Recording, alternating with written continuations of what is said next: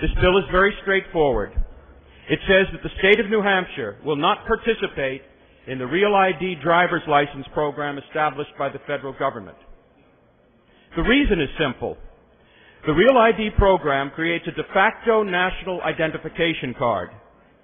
It does so by making the 50 states' driver's licenses meet uniform federal standards.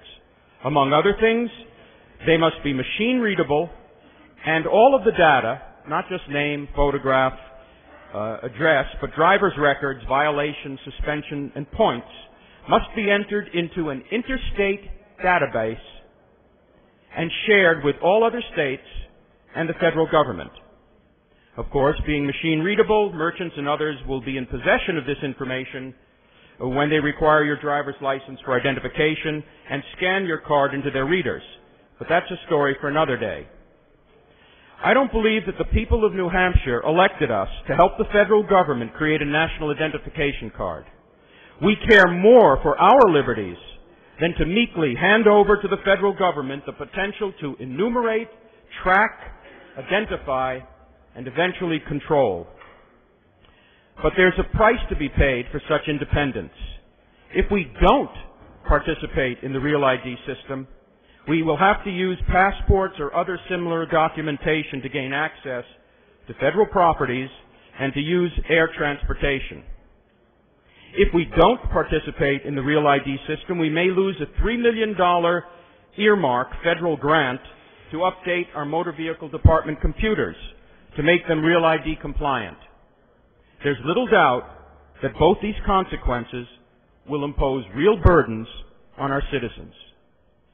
But I ask you, what price liberty? If I may adapt the words of an American patriot whose resounding sentiments moved the Virginia House of Burgesses to action in 1775, it is in vain, Mr. Speaker, to extenuate the matter.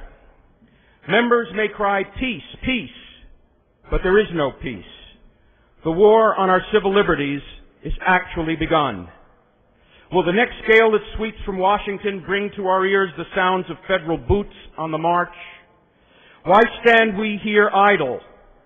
What is it that members wish? What would you have? Is life so dear or peace so sweet as to be purchased at the price of chains and slavery? Forbid it, Almighty God. I know not what course others may take, but as for me, give me liberty or give me death. Our state motto, Mr. Speaker, is equally eloquent.